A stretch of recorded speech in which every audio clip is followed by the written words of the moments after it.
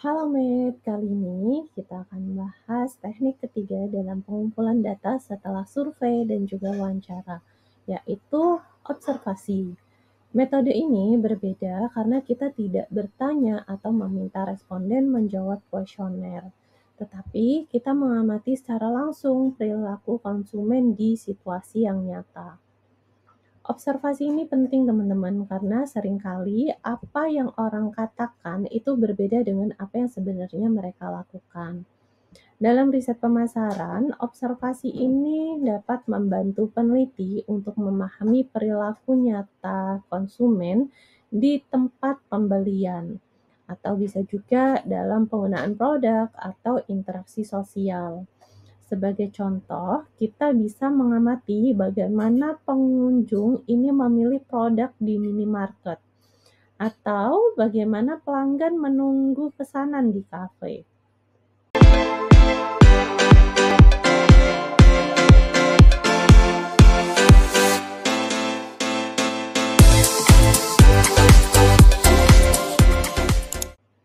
Sebelum kita masuk ke jenis dan langkah-langkahnya, mari kita pahami dulu definisi dari observasi itu sendiri. Observasi adalah pengumpulan data melalui pengalaman secara langsung terhadap perilaku konsumen, objek, atau situasi tertentu yang relevan dengan peneliti. Data observasi ini bersifat faktual dan objektif, teman-teman, karena diperoleh dari apa yang benar-benar terlihat, bukan dari persepsi atau jawaban responden. Sebagai contoh, kita bisa mengamati bagaimana pelanggan memilih minuman di convenience store. Apakah pelanggan langsung mengambil minuman produk tertentu atau brand tertentu, atau melihat-lihat dulu, memilih-milih dulu, melihat komposisinya, dan lain sebagainya. Kemudian sebagai contoh, kita juga bisa mengamati perilaku pengunjung yang datang ke Starbucks. Berapa lama mereka memesan, apakah langsung memesan, apakah melihat daftar menu terlebih dahulu gitu ya. Kemudian apakah mereka ke Starbucks itu untuk bekerja, membuka laptop gitu ya, atau hanya sekedar bersosialisasi, nongki-nongki aja nih bareng teman. Kemudian contoh selanjutnya nih teman-teman, ketika observasi teman-teman bisa juga mengamati posisi dan tampilan produk di rak supermarket untuk menganalisis eye-catching display. Jadi ketika customer datang ke supermarket, apa yang mereka tuju terlebih dahulu? Apakah rak-rak promosi dan lain sebagainya. Jadi, mengapa observasi penting dalam riset pemasaran? Apa yang bisa kita pelajari dari pengamatan perilaku konsumen? Fungsi utama observasi itu ada beberapa ya teman-teman. Yang pertama, untuk mengamati perilaku aktual konsumen. Contohnya, kebiasaan belanja, posisi berdiri di kasir, atau bagaimana customer memilih produk. Kemudian yang kedua adalah mengevaluasi strategi pemasaran di lapangan. Apakah promosi visual di toko ini efektif menarik perhatian customer atau tidak efektif? Nah, ini bisa dilakukan melalui observasi ya, teman-teman. Kemudian yang ketiga adalah memvalidasi data hasil wawancara atau survei. Jadi apakah perilaku nyata konsumen ini sesuai dengan jawaban mereka? Kemudian yang terakhir adalah menemukan pola dan insight baru. Contohnya, apakah pelanggan lebih tertarik pada display warna yang terang atau produk yang sejajar dengan mata gitu ya teman-teman.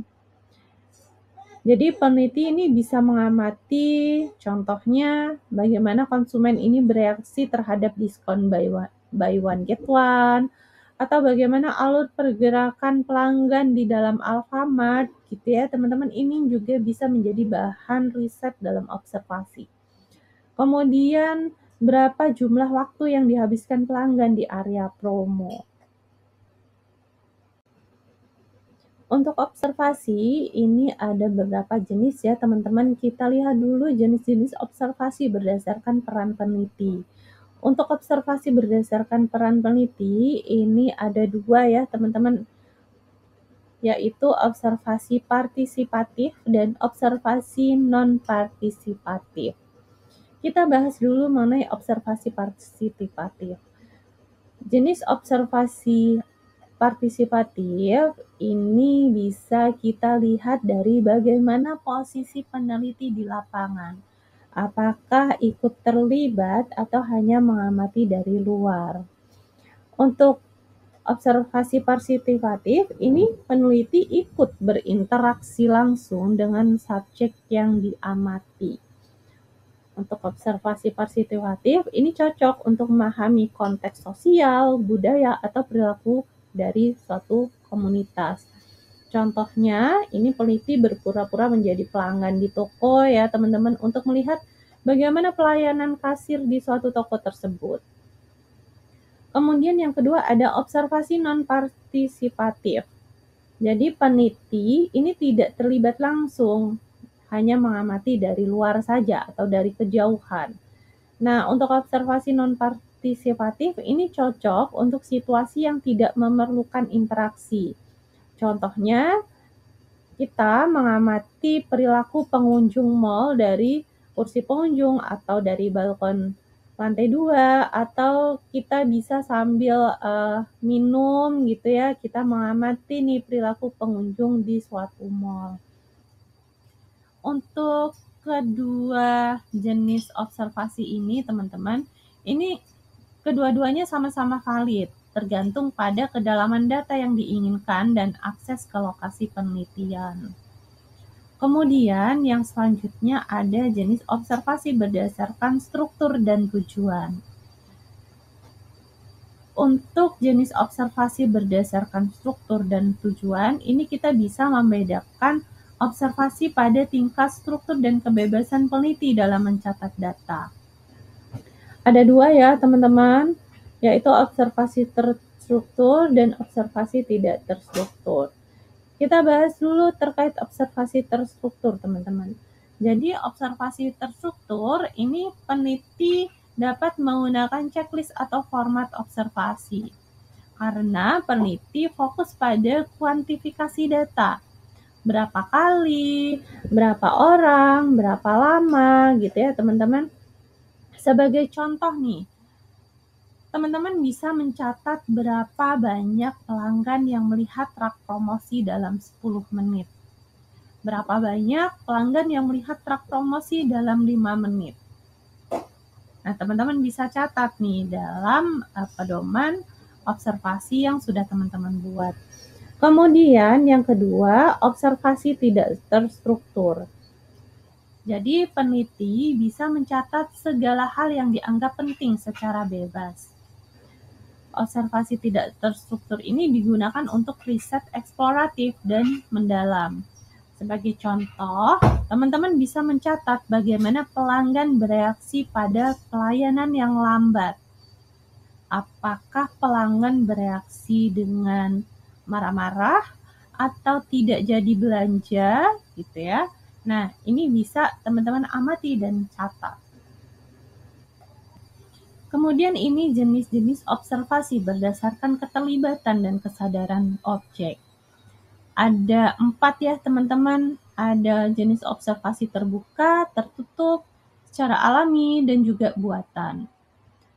Kita bahas dulu satu persatu teman-teman, mulai dari jenis observasi terbuka, di mana objek ini tahu sedang diamati.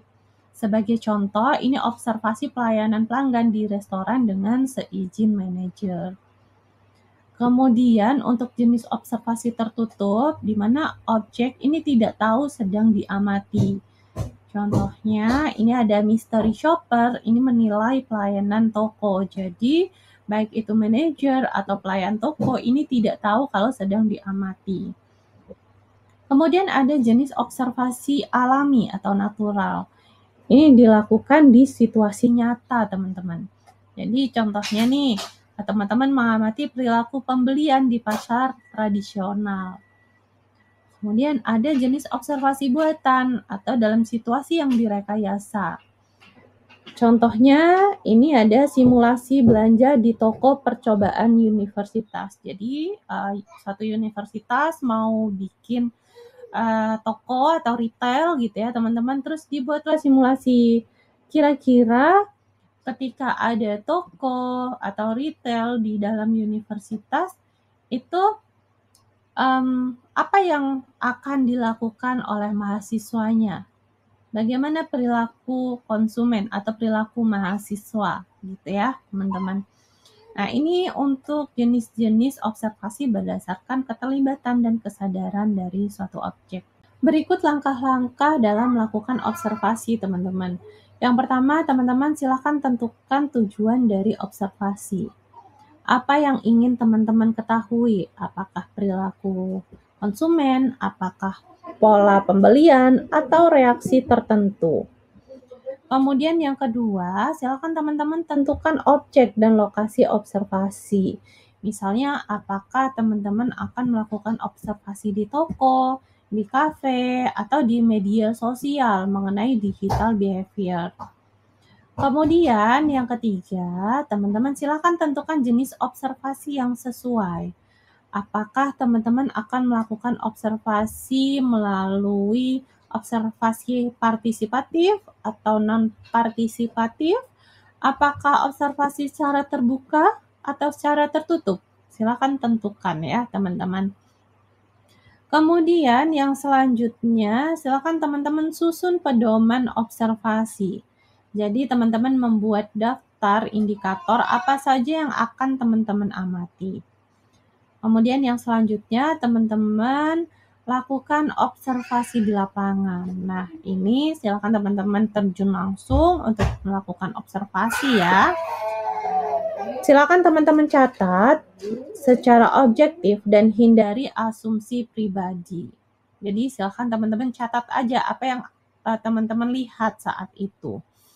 Kemudian silakan teman-teman tuliskan hasilnya dalam file notes. Jadi catat waktu, lokasi, aktivitas, dan hal-hal menarik lainnya. Kemudian yang selanjutnya, teman-teman analisis hasil observasi, mulai dikelompokkan ke dalam tema atau ke dalam pola-pola perilaku yang teman-teman ingin amati di situ. Sebagai tips nih teman-teman bisa gunakan simbol, kode, atau singkatan untuk mempercepat pencatatan di lapangan. Berikut ada contoh format observasi. Jadi format ini bisa disesuaikan dengan tujuan riset teman-teman. Apakah teman-teman akan melakukan riset mengenai perilaku belanja, preferensi suatu produk, atau pengalaman pelanggan?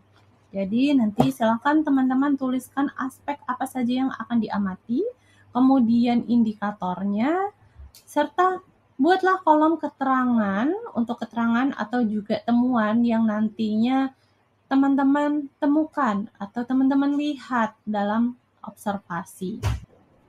Sebagai peneliti, kita juga tetap wajib memperhatikan etika dalam observasi teman-teman. Jadi yang pertama, teman-teman silahkan jelaskan tujuan penelitian jika dilakukan di tempat terbatas atau ketika teman-teman melakukan observasi secara terbuka ya, observasi terbuka gitu. Silahkan teman-teman jelaskan dulu tujuan penelitian yang dilakukan. Kemudian teman-teman bisa minta izin jika mengambil foto atau video. Tapi teman-teman tidak boleh mengganggu aktivitas normal dari responden, teman-teman.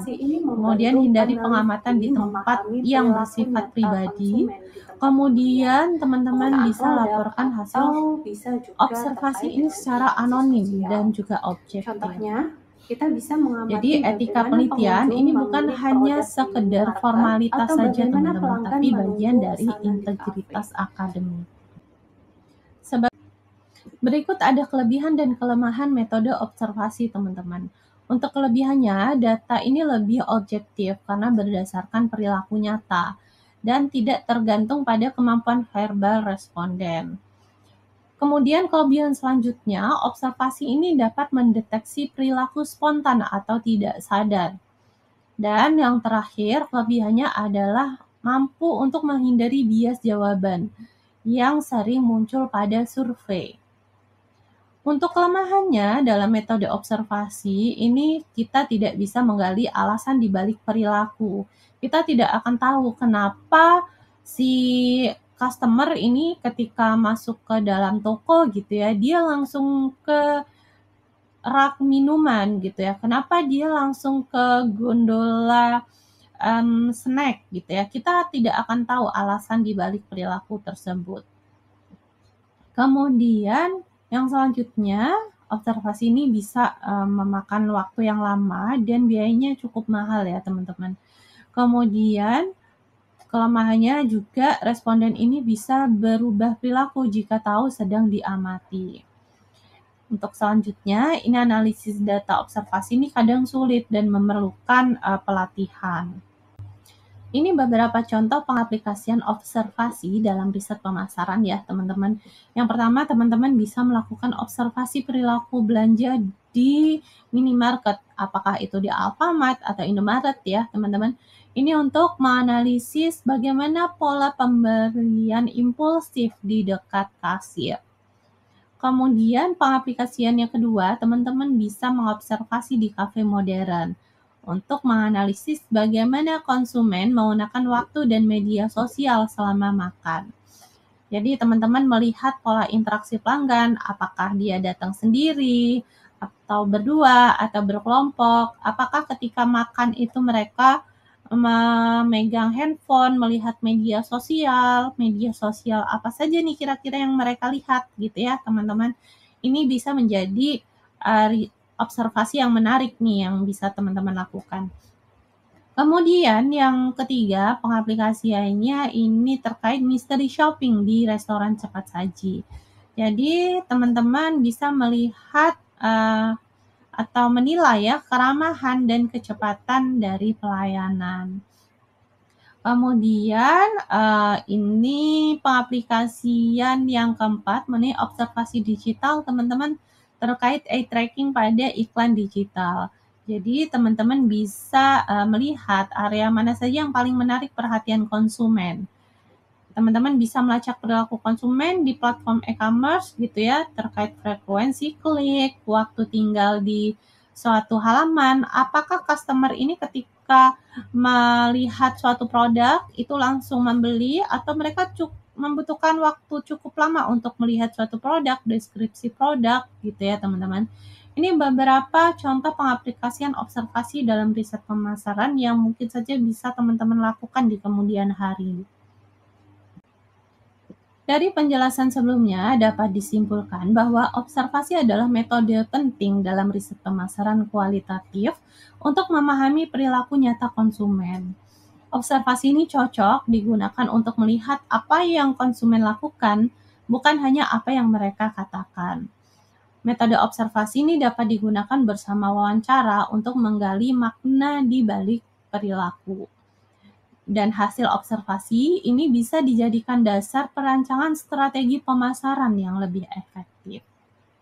Sekian dari saya, jangan lupa like, share, and comment. Goodbye, mate.